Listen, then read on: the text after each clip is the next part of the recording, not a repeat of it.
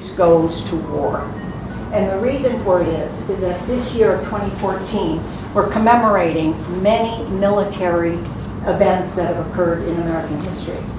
This is the 70th anniversary of D-Day back in March, the centennial anniversary of the beginning of World War I this month in August. And there are just a variety of different military events that occur. Whenever there is a societal upheaval of any sort, it has a real impact on the arts, literature, art itself. All of these things are impacted by war. So today we thought it might be interesting to see, since you've already read a war story, we thought you might be interested to hear a little bit about how World War I impacted society and changed literature in the ways that it did. So we invited John Blyberg, who's our assistant director of the library, but his credentials are very sound. He has a degree in English and a concentration in creative writing. Carroll, you know, also has her degree in English literature. So these two are going to get together, tell us a little bit about the significance of the changes that have happened in the field of poetry as a result of World War I, and then read a couple of poems from the male point of view and male view of war versus the woman's point of view. So we'll take a couple of minutes to start with that. Thank you, Marianne. Thank you, John and Carol. I'm going to defer to John. You go right ahead, my dear. Okay, wonderful, thank you. Well, I this is the first time I've really put my degree to use since actually leaving college, since I work with the technology here, so this is a little bit out of my purview, just in terms of what I do on a day-to-day basis, but I do love poetry. And, so when I was asked if I knew anything about war poetry, I thought, well, I did do a paper on Wilfred Owen back when way back in the day, so I thought I would participate. So I'm going to pass these out. I hope I have enough copies. But what I've done here is I've printed poems from 3 different poets. One was Alfred Lord Tennyson, the Charge of the Light Brigade, which you're probably all very familiar with, right? And then one is by Siegfried Sassoon, who was sort of a very good friend and mentor to the third poet who I printed here, Wilfred Owen. And those two were World War I poets. And I've always been fascinated with World War I. I think that if you want to truly understand the 20th century, you need to understand World War I and the sort of changes, both political, cultural, and so forth, that were sort of going on at the time. And what's interesting about these poems is that the Charge of the Light Brigade has sort of been, up until that point, was sort of the sort of iconic piece about war, which was there is nothing more glorious than to charge into battle, regardless of what your orders were, and go out in a blaze of glory. The caveat of that was that Lord Tennyson had never himself done that, right? So he was sitting back in England, thinking this is such a glorious thing. When the reality of the Charge of the Light Brigade was that it was a woefully mismanaged tactical mistake, right? It took place during the Crimean War, and it was really the Light Brigade was ordered to charge against well-entrenched artillery in a very highly defended position, and they were decimated, and many people died for what, right? So that's sort of where we wind up in World War I, which is we have an old style of warfare that was sort of developed and strategy that was developed using technology and weaponry that was not the type of technology and weaponry that was used in World War I. World War I, we saw the huge emergence of trench warfare. There was some trench warfare during the Civil War and prior to that. But what we didn't see were things like the machine gun, and most importantly, the use of gas, and specifically mustard gas in chemical warfare, which we've never seen before. And those are the sorts of things that kind of created this hell on earth that nobody had really ever seen before, that nobody had ever even envisioned. And so then, then you get poets like Wilfred Owen and Siegfried Sassoon. So Siegfried Sassoon and Wilfred Owen went off to war. Siegfried Sassoon was slightly older. He was higher up in sort of the social caste in England. But they went off and they had their own sort of experiences of extreme disillusionment. Disillusionment with the war, disillusionment with the leadership in England, disillusionment with sort of the whole societal structure and the politics that pushed Europe into this just horrific war, and so you kind of see the difference in their style and in what they're talking about.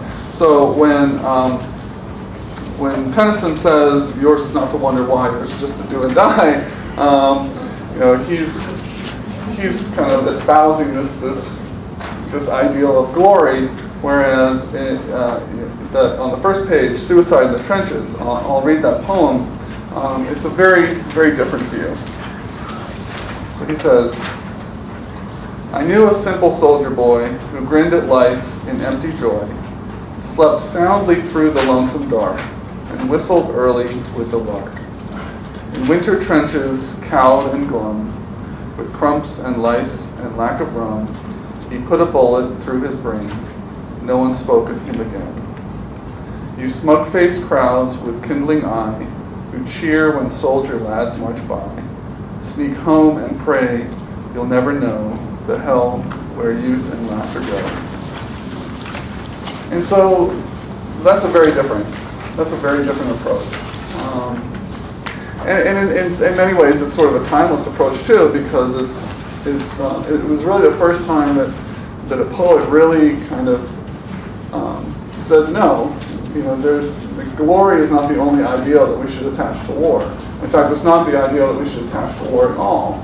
In fact, we should look at what the effect is on people, on the human beings that we send to war, specifically these young men. In fact, they were boys. They were 18, 19, 20 years old.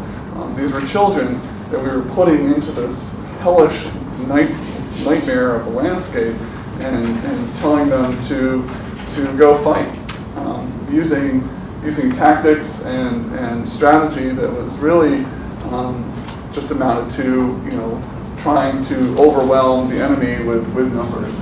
So the tactics during World War I, despite the fact that there were things like machine guns and barbed wire and poison gas and mortars and artillery, the tactics were, let's get as many men as possible and just shove them at the enemy.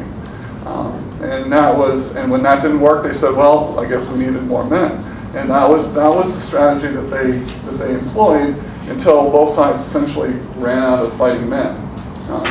And that was the big that was the huge tragedy of World War I, that the leadership could not change their tactics to say, all right, this is a different kind of warfare that we're experiencing here. And so Siegfried Sassoon met Wilfred Owen back in England when they were both on convalescent leave. They had both been injured, but were sort of suffering this post-traumatic stress disorder. Back then they called it shell shock. And they met over the course of about 3 weeks, and they developed this relationship, this friendship, and they never saw each other again.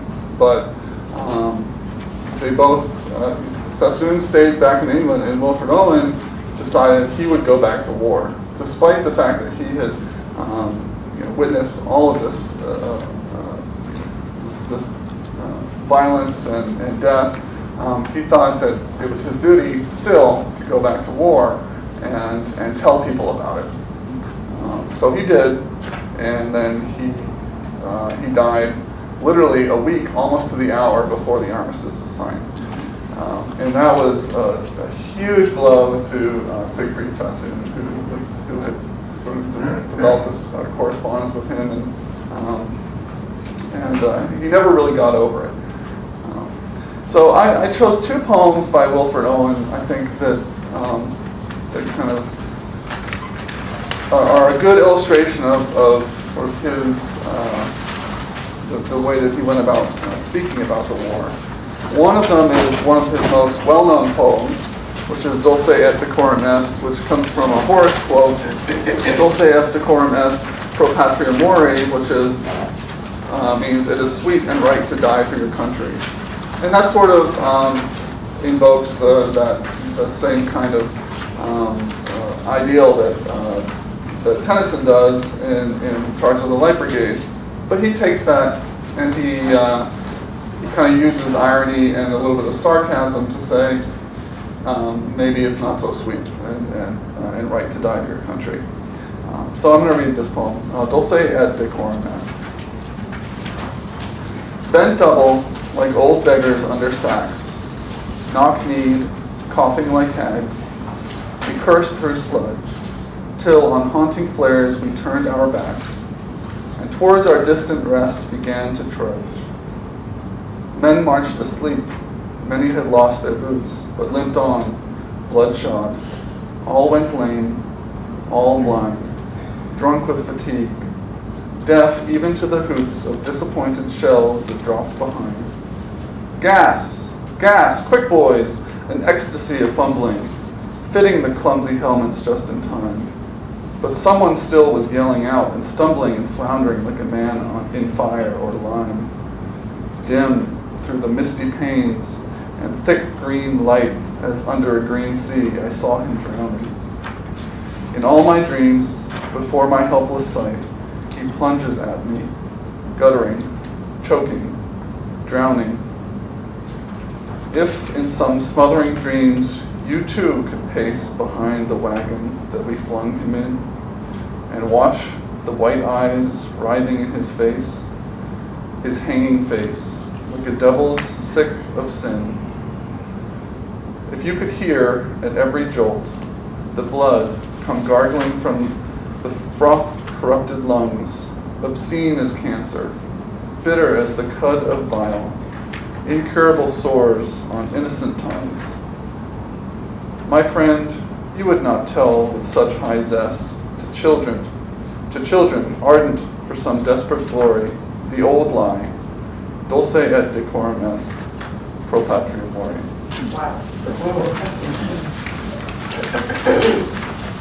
So here's a very poignant image of it brings you through the gas coming in and everybody fumbling and panicking and putting their gas masks on. And you've seen those World War I gas masks. They're kind of ghoulish, right? They've got these canisters on there and they've got those eyes, and it kind of brings you into what it was like to be inside one of those gas masks and see somebody who, one of your comrades who has not been able to get it on in time and fall. So it's a very sort of immersive type of war poetry that is quite different from what anybody was used to. And when this poem kind of came out in England, this was the sort of thing that very much changed the way that generation viewed war and understood what was happening in Europe. Because really all they had seen were sort of these propaganda type poems and other things that sort of glorified being there. And so this other one that I want to read is called The Show. It's not one of his more well-known ones, but some of you may be familiar with it. The reason I chose this is that it's sort of, he writes very much like the Romantics did, in that he has sort of this sort of transcendent tone, a transcendent feel to his writing, but he kind of inverts that. And so instead of taking you from sort of the mundane and transcending you, he takes you from sort of this lofty ideal of what you think war might be and the glories of war, and brings you back down in much the same way that the Romantics did, just sort of in the opposite direction. And in that way, kind of illustrates what war is like. So in this one, he starts as his soul. He's his soul hovering above the battlefield, and he's looking down upon what's happening.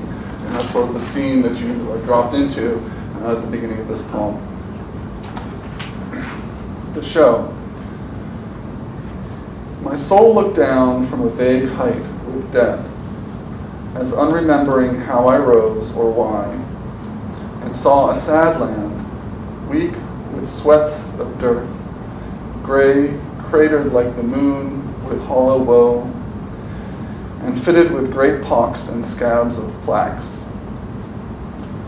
Across its beard, that horror of harsh wire, there moved thin caterpillars, slowly uncoiled. It seemed they pushed themselves to be as plugs of ditches where they writhed and shriveled, killed. By them had slimy paths been trailed and scraped round myriad warts that might be little hills.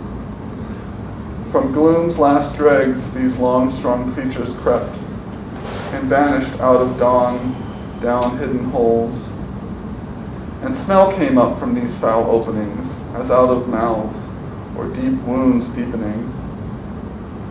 On dithering feet, ungathered, more and more, brown strings towards strings of gray with bristling spines, all migrant from green fields, intent on mire.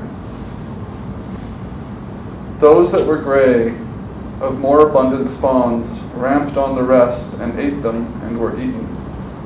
I saw their bitten backs curve, loop, and straighten. I watched those agonies curl, lift, and flatten. Whereat, in terror, what that sight might mean, I reeled and shivered earthward like a feather. And death fell with me, like a deepening moan. And he, picking a manner of worm, which half had hid its bruises in the earth, but crawled no further, showed me its feet, the feet of many men, and the fresh severed head of it, my head.